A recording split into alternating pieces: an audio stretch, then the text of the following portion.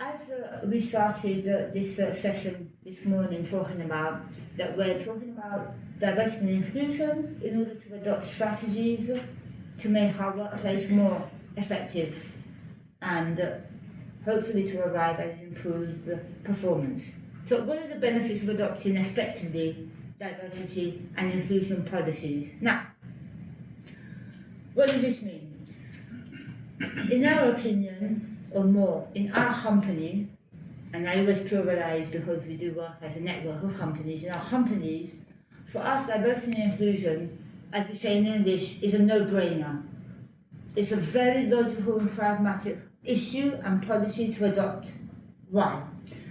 Fundamentally, the more people I have working at their desired level of performance, so at their top, the more ideas which are valid are brought to the table.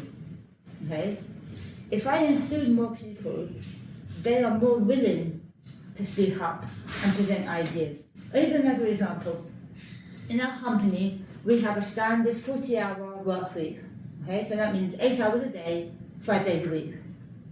We have flexi time. So you decide when you start and when you finish your work day within a logical time frame. Okay? Naturally, if we have to talk to other people external to our company, we can't work at midnight. That's a factor. Unless, naturally, we work internationally in markets where there is a time difference. That is important. Okay? Why is diversity and inclusion important in this sense? Well, I'm famous in the company of being a night owl. I work best during the night, which means I start working better at midnight.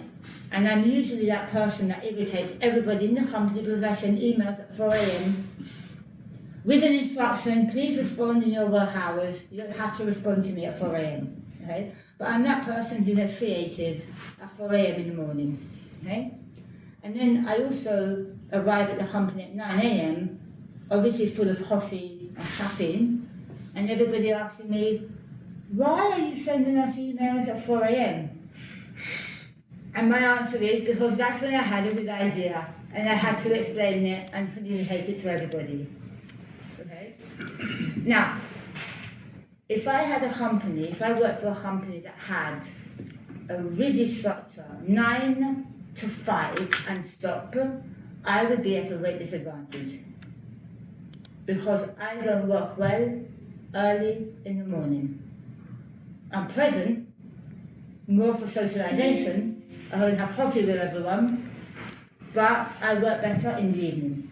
And my company appreciates it. They say, as no, being that I also work with marketing teams, as long as the creativity keeps coming, you work when you want, okay? But you have to make sure you respect the deadlines and deliver on projects. That's my only limitation. Okay.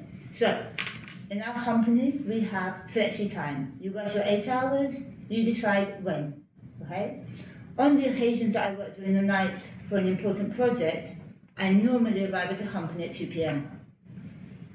But there's no judgment, there's no, this time you arrive, because they know, because everybody's read my email at 4 a.m. This is why they know I've been working, okay? We also have another consideration in our company.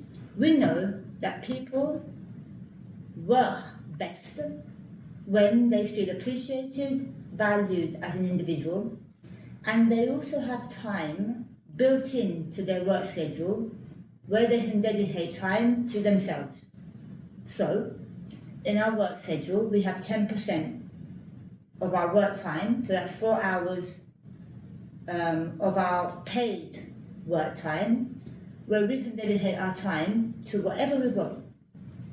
If it's personal projects, reading a newspaper, reading a book, doing a training course, watching YouTube, following a TED.com speech, because that could lead to a new idea for the company. So we have a 10% paid time where everybody in the company can dedicate this 10% to whatever they want. Okay? In addition, we have also set up 5 annual scholarships paid by the company, where everybody can follow a horse, naturally, if they win the scholarship, on horses that are completely outside of our line of work. Okay? So we pay for people to do a tattooed horse, a bonsai horse, a language horse. Why? Because we know that people who are happy and motivated and receive training naturally feel part of the company that provides this training for them. Okay? Question, because everybody plays the devil's advocate. Is this just a strategy in order to make your workers work better? Absolutely yes. Completely honest. But it's not a strategy where you exploit the worker.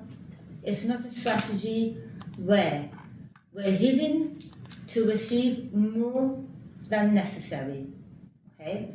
It's a strategy where people come to work happy. They want to come to work because they feel included, and the fact that they are different each to each other is only beneficial. Okay? So this is the idea of what we can do to celebrate our diversity. Okay? Nobody's going to go to a company and say, oh, tonight I'm going to a bonsai horse, and everyone's like, yay, bonsai. It's not usual